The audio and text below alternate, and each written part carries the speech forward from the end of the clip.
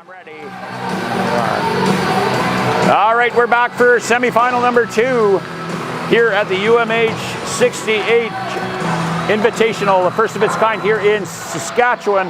And we got Team Red taking on Team Grey. And both squads hungry to get into that gold medal game to face against Team Blue. And if you were just tuning in, or if you caught that game, Team Blue with the miraculous turnaround on the weekend, coming in as the 4th seed, and they were able to put things together and win that first one 5-1, and so they punched their ticket to the gold medal game. And now we are looking at the two teams here, and we are going to do our player introductions that kick things off, starting with Team Grey. We've got Carter Schmier, Eli Mantika, Kieran and Zach Markowski. Those are your defensemen. And up front in the forward lines, Jun Lee, Kane Hadfield, Ryan Guest, RJ Livingston, Carter McLean, Kaysen Featherstone, Beckett Fordham, Jacoby Cardinal, and Thomas McFarlane. And in that, Micah Polinsky and Noah Eben. The coaches for Team Grey, Jason Gordon, Yorkton Kinsman Mahler, AAA U18, and their ambassador, Tyrone Sobry of the Prince Albert Raiders. Excuse me. And now on to Team Red. On defense, Brooks Mahalitz, Levi Barber, Jonah Gruder, Samuel Switz, Drennan Blair. And up on the forward lines, Boston Unser, Quinn Partington, Nolan Hubick, Oakland Rogers, Reed Kahabek, Tucker Screen, Hudson Gran, Cohen Kershane, Carson Lamont, and the goaltenders, Gunnar Yachishin and Brian Thiel. And their coach, Connor Middleton, the head coach of the U14 team at the Prairie Hockey Academy, and their ambassador, Shane Smith of the Lethbridge Silvertips. 41 seconds up left on the clock. And we're pleased to have the UMH-68 series of events at the national level with Iron Ghost Construction, Elite Prospects, and Up My Hockey, all sponsored the national level. This is the 4th of 4 events being held across the country here, and this is the last one prior to the summer break.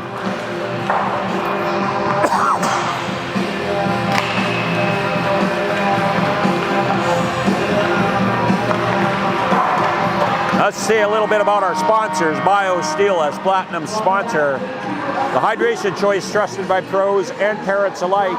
And now it's even easier to grab. The new BioSteel Variety Pack is available at Costco Canada. You can get 24 bottles in 3 flavors: Rainbow Twist, Blue Raspberry, and Black Cherry. All with no sugar, no caffeine, and no junk. Just clean, effective hydration that works as hard as you do. BioSteel, Iron Ghost Construction. Iron Ghost Construction, where quality and safety lead every build.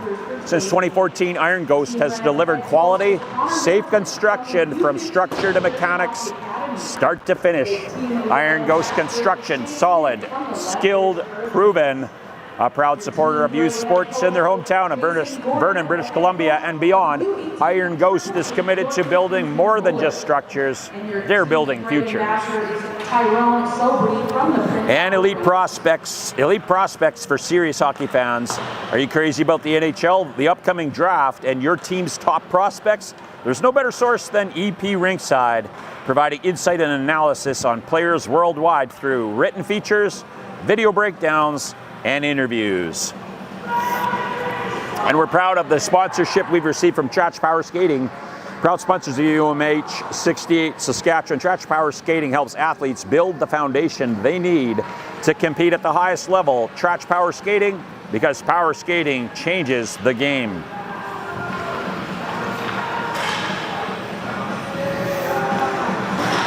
And time to talk about A-Cane Hockey, a silver sponsor. A-Cane providing a prize pack to the Sidney Crosby Award winner. That award is chosen by the coaches at the end of the tournament. A-Cane is leveling up the UMH-68 experience. And as the provider of exclusive packs for recipients, they are giving a 25% discount And we're now off. And the second semifinal having started, Mahalitz, he gets it up to Lamott. And Lamott's pass up to a streaking Hudson Gran, and Gran unable to come down with that. Hudson Gran, of course, celebrating his birthday today, so happy 13th birthday to the young fella. And he will take the draw up against McFarland from Team Gray, and the birthday boy wins it. And Team Gray now in deadly area there. Nice stop to begin with, and that's Thiel in net. Brian Thiel, the Leduc, Alberta product. This tournament features an invitation list, approximately 12 to 14 Alberta players, and the remaining 54 coming from Saskatchewan's ranks. Thiel, one of the guys who's made the trek over here from our partner to the west, and he gets the nod to start this game. And in the other goal, we've got Noah Eben, and Eben also from Alberta. So we got a pair of Alberta Wild Rose players here. And they're both veterans of their elite leagues in the Alberta U13 system. And they're excited and eager to play. Cardinal now with a shot, and he tests Thiel. And Thiel with that first solid save there. And now Gran, Hudson Gran, just lofts it in. And right there is Reed Kahovic. And he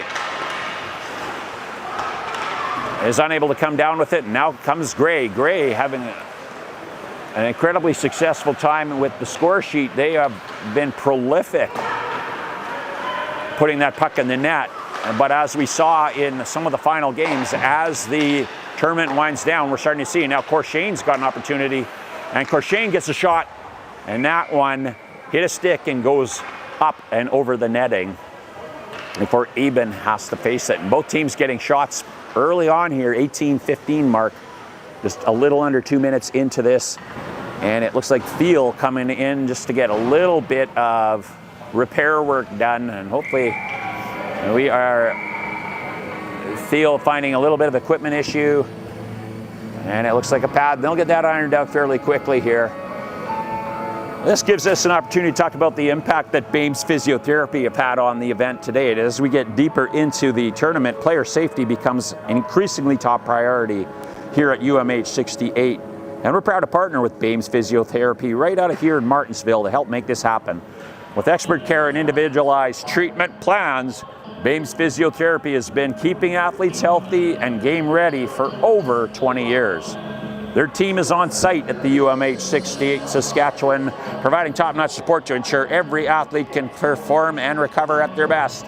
BAME's physiotherapy, trusted care for every stage of the game. And of course, our delay here isn't because of a physical injury, it is an equipment one.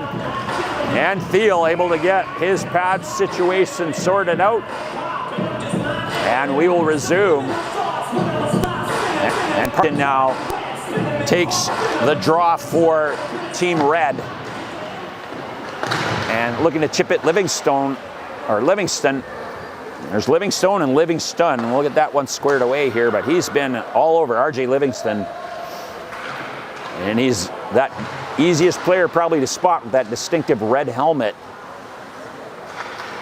And we'll see what Livingston's able to do. He's looking for a head-man pass there.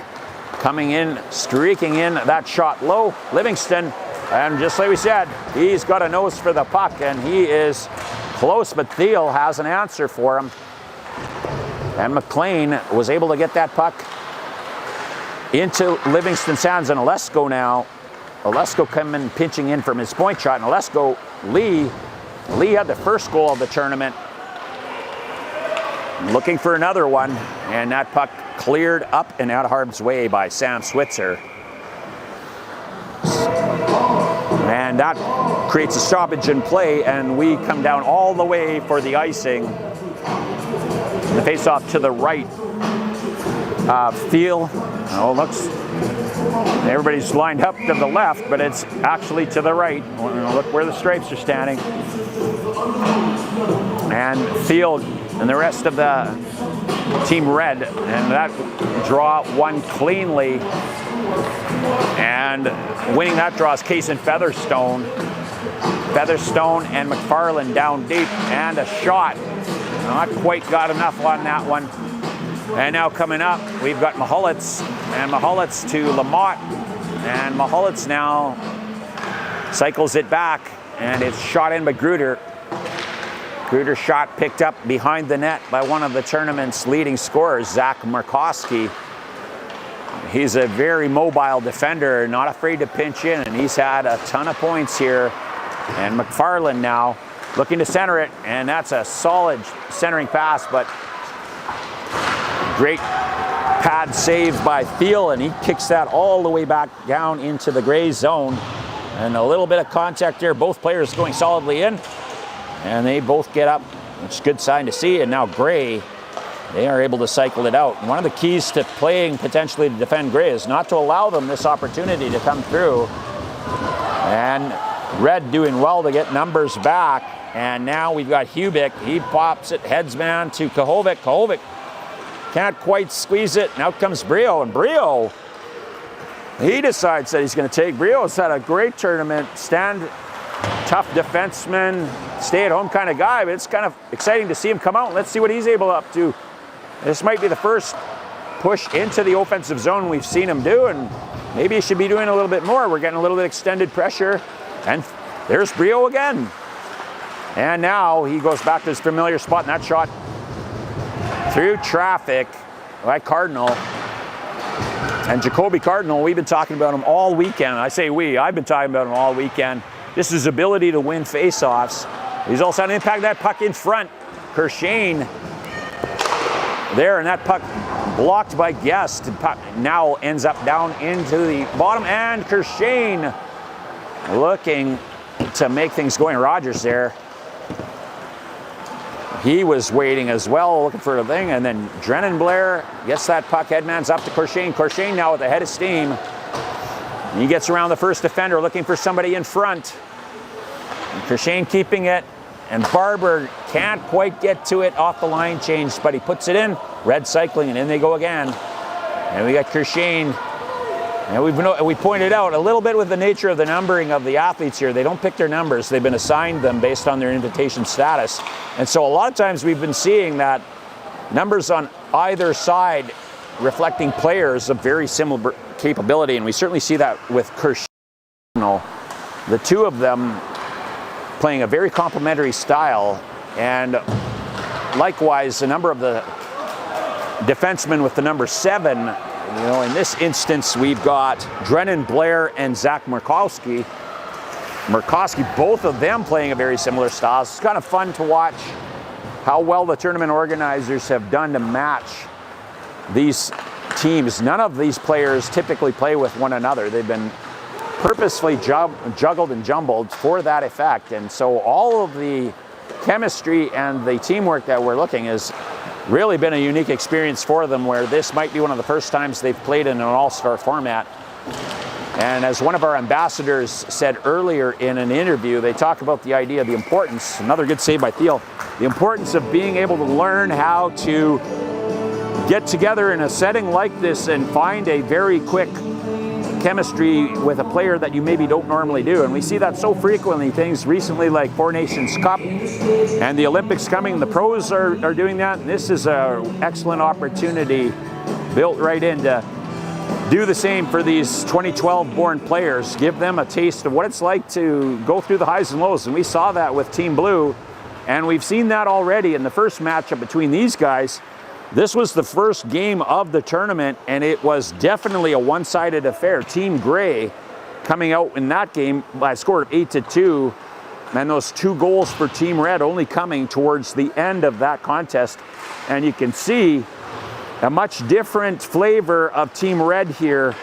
They have now started to find their stride, and Team Gray looking, and that shot sailing just high. That's Schmier. Carter Schmier from the Northeast Wolves Pack, based out of Melfort.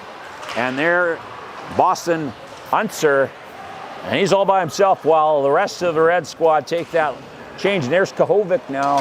And we'll see what the line pairing is. This Kahovic, Lamott, and Hudson Grand line. They have been together for most of this tournament. And look at them go, and these two guys paired up with the big frame of Lamont have been really very tough. And here we go.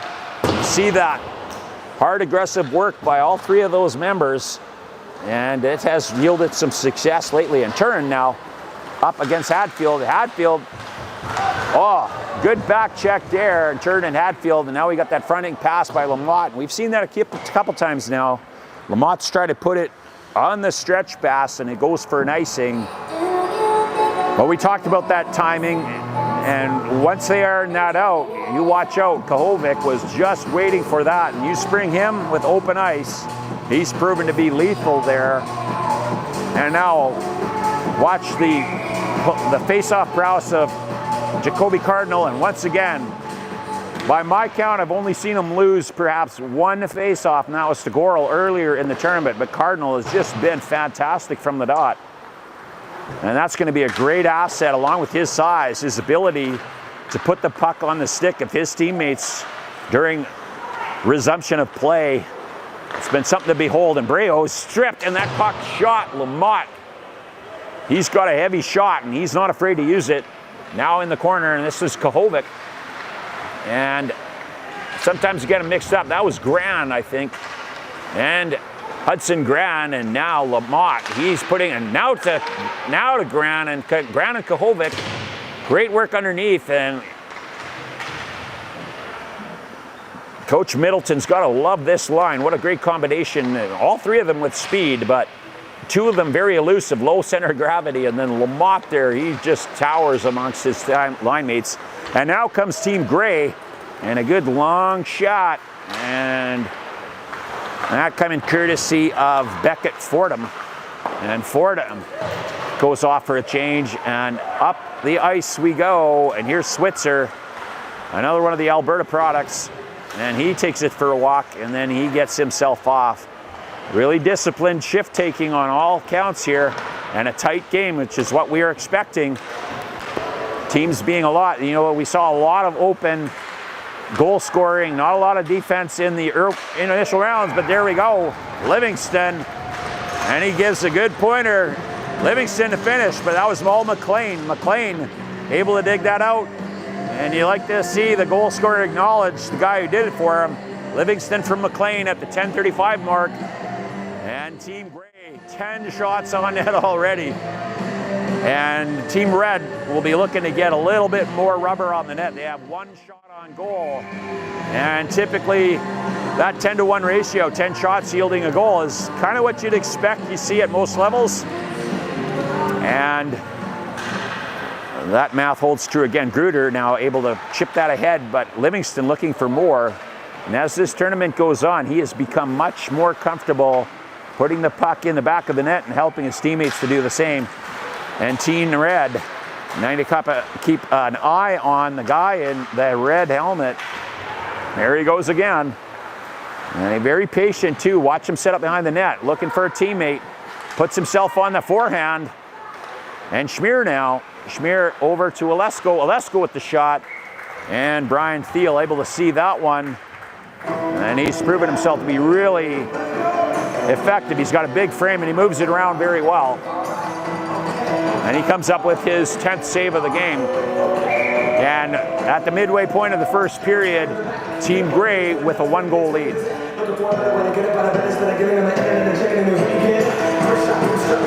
And a scrum right there off the face-off, McFarland. And the puck comes up now. Puck brought into Xavier Turin, and he's rubbed out along the boards. And that brings up some cheers from the bench on Gray. And that puck in front almost slips it in. Strain now, corralling it back to Blair. Blair, and that shot kicked out. And who was that over there? Oh, Gray not getting it out. And now the chip forward, and Team Red potting it right back in. Xavier Turin. And Gray sets himself up behind the net. Here comes the breakout. McFarland, and he's tallied a couple and hit a couple crossbars. And McFarland, Blair's been throughout the tournament, he has been willing to put his body on the line, and there again, he blocks another shot. And that becoming such a key asset in so many levels, the ability for a defender to put himself on the line and take one for the team. And there he goes again with another block, and this time he decides he's going to take matters into his own hand. You don't have to block shots if you're going to carry that puck into the offensive zone. Make the other team have to do that. And jumping onto it, Sam Switzer, and he keeps that puck low for his D partner. That centering pass to Kahovic, a little bit too hard. And Red will have to settle back in there. And that puck sent up by Switzer. Switzer, 3 guys there trying to get the puck through, and he can't push it through, and he'll be looking for a change at the end of his shift. And Barber headmans it. And that pass chipped up. And there's Gran. And Gran with some space, and he can't solve. Noah Eben able to keep that out, but that's the space where Hudson Gran likes to operate, and he just got a little tight in there. Otherwise, he has a few more options, but Team Red with some pushback here, 7:57 to go, and here's what we're talking about, 2 16s lined up in the dot, and we saw this so many times. And we're going to give that one, I think, to Corshane. He managed to get that. We get the shot off of it. And so that time, 16 Red got the better of Cardinal. And down comes Guest. And he chips it in. Kieran McGee. He had the assist on the first goal. Looking for more. And now here's Switzer. And we've seen in this tournament a lot of the D guys. And Switzer, he's knocked off the puck by Olesko. But he gets right back up, centers it, and now we got Gruder, his D partner, in there, the puck in front, and a goal. And what a shift for Corshane. He wins the rare draw against Cardinal. And then the spin for the goal. And this game is tied on the 4th shot of the game. Corshane finds the back of the net.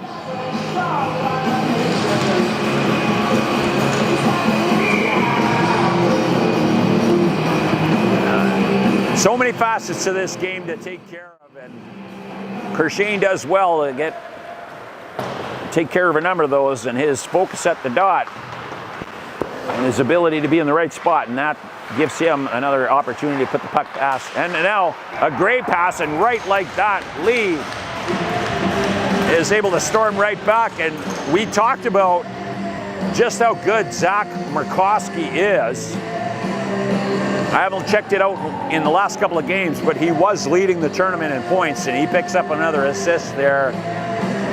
Good work for Lee to be able to pop that back in, but Murkowski draws a lot of attention his way, and he frees up some space. In this combo right here, we've got Lee, Livingston, and Murkowski all in the top 5 of the scoring of this tournament, and Team Red temporarily brings it back, but Gray, like so many times before here this tournament, have pulled into the lead again. And we're looking for a chip out from Partington, and we get it. Now we got some speed up the ice. And Strain can't find the room, and now Lee's coming in. He's deadly from that spot. He gets that puck in on net, and Livingston.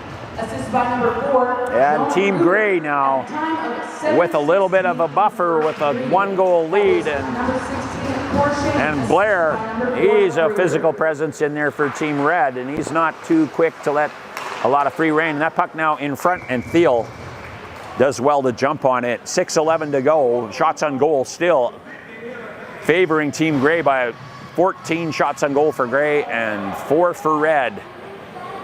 And we've got Gray defending to our broadcast left, and Red to our broadcast right in the face-off. Will be to the left of Brian Thiel. And McFarland, he wins the draw. Quick shot. And Hofeld almost handcuffed Thiel there, but Thiel able to stop the initial shot, and then Red clears it, and now coming back to pick it up, Levi Barber. And now we've got Lamont in here. We've got that quick line of Kahovic and popping straight out. Here's Hadfield again. Hadfield, 2-on-1. Hadfield, pass across, and McFarlane. Nothing fancy, just straight along the ice, and Thiel had to make that lateral move, and there was just enough room right low, and it goes 5-hole. And McFarlane adds another notch to that stick. He's been very good at scoring, especially at those backbreaker times, and that's a demoralizing goal. We'll see if Red can rebound here. Might be some shades of what the morning looked like, although in that first game, they didn't score their first goal until they were on a penalty kill, and another goal. And almost an exact carbon copy. McFarlane again. And that was the feed from Kane Hadfield. Maybe the feed this time looked like it was Featherstone. Featherstone or Hadfield, doesn't matter, ended up on McFarlane's stick. And the body language in Team Red, a little telling. They need to be able to rally themselves. Lots of time left, and they have proven their ability to score. 4-1 the score at 5:31 mark of left in the first period.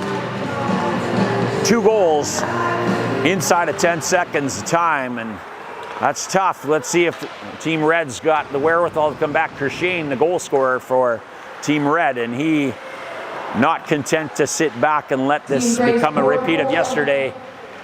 Willing his teammates to be able to get in there, and coming out of that corner, it is Oakland Rogers, and Rogers had a couple tallies this time yesterday. He can put the puck on the net too, and Mahalitz now.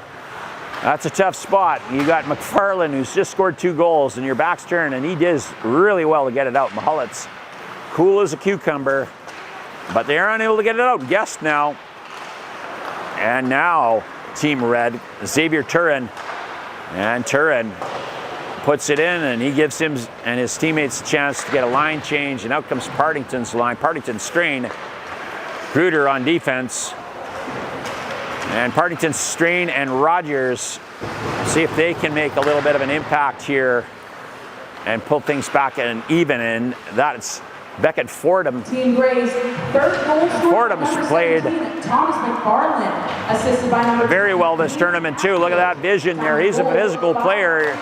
Uses every inch of his size there, Fordham does. And he, a little heads up play there, looking for a teammate to put them into a good spot. But we'll watch Fordham as he goes along here too. He's known to put a little body on, and that's something coaches always want to see. An opportunity, and of course, with this U13 as their regular, and we're talking U14 here, these are 12 and 13-year-olds. Body contact, body checking becoming a big part of this. Cardinal, he tries his hand at the shot. Gruder looking for that chip up the boards, and that puck up and out, and Gray just shoots it right straight back in. Gray probably leading the tournament with offensive zone pressure, and they just bring a relentless work-like attitude to that. Red able to sting though. Boston Unser among some of those players that are able to transition really well. And now Gray, command of this game with 3:05 to go in the period. And they are content to look for their opportunities, and that's Barber. And Barber gets it cleared. Kahovic now. And Kahovic, here's an example of that speed. And he might have gotten held up a little bit there. Otherwise, he was there, and he had Gran and Lamont. And now we see it again. Kahovic, and he's got, he gets it through to Hudson Gran. Let's see what Gran can do here. And Gran facing Murkowski. And he knew. And that wraparound attempt. The thing I notice about these guys is with Red, you think you've got things under control, and all of a sudden they switch the narrative and they put themselves in amazing spots. And here's Lamont now. You got to be ever mindful. There's a couple players who are like that, deceptive. And Lee, he waved it. And unfortunately, Switzer, their feet getting tangled up there, and Lee with the burst, and Switzer will head to the penalty box, and the call's tripping. 2:08 remains in this period. Focused goaltending has had an impact here with several sessions with the goalies. 8 goalies representing the very best from across Alberta and Saskatchewan. Focused goaltending shaping the next generation of elite netminders, one save at a time. And now the PK. One thing that we've seen with Red is their resilience on the penalty kill. They have used it as an opportunity, sometimes massing up 4 or 5 opportunities in the box, seemingly unafraid for a little bit of aggressive play. Their penalty kill been pretty effective, and they have 2 shorthanded goals in this tournament. One of them by that fellow there, Kershane. And Kershane working alongside of Nolan Hubick, just trying to get that puck out. And that centering pass to McFarland, looking for the hat-trick goal. Could be a natural hat-trick, actually, if he gets it. And a rare one in one period. But a minute 26 to go here. And McFarland pulls it out. McFarland with the feed this time. Looking to return the favor. His line mates, both out there at the moment, having given him an opportunity to get some goal scoring taste again in this. And he was looking to return that pass, see if he could get one of his buddies up there, his new friends here in Team Grey, pardon me. And now streaking down the ice with a shot from outside was Xavier Turin. Heads up play there. He knew that his line mates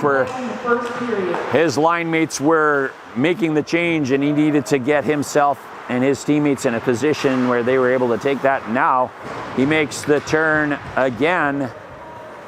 And coming in, Rogers now providing a little pressure, and we'll see. And that, for some reason, is not an icing, and we're going to continue on. Cardinal now. And that might be to the, might be in favor of it. That lack of the icing call could help out. We almost got, and that was Gran, and he knows. Look at him there. You can see him. 9 seconds to go, and we might get one more shot here from Team Grey as that penalty comes to an end. Switzer runs out of room and time, and the score 4-1 following 20 minutes of play.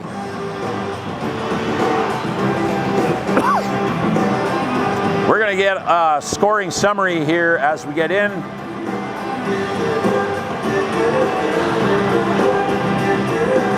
This is game 8 of the series, and your score summary in the first period. Things got kicked off.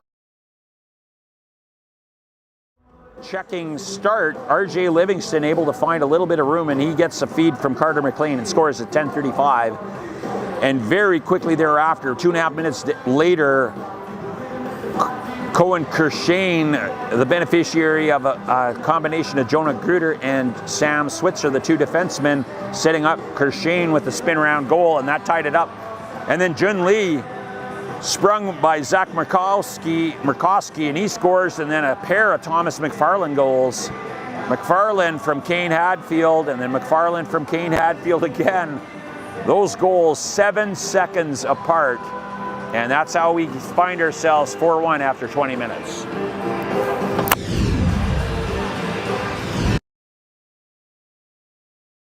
Live here at the Martensville Recreation Center for the first ever UMH-68 U14 Challenge. And we're joined today by the Prairie's Regional Director, Hugh Hamilton. Hugh is a community member here in Martensville and former professional hockey player himself. Hugh, tell us a little bit about how you brought this event to Martensville.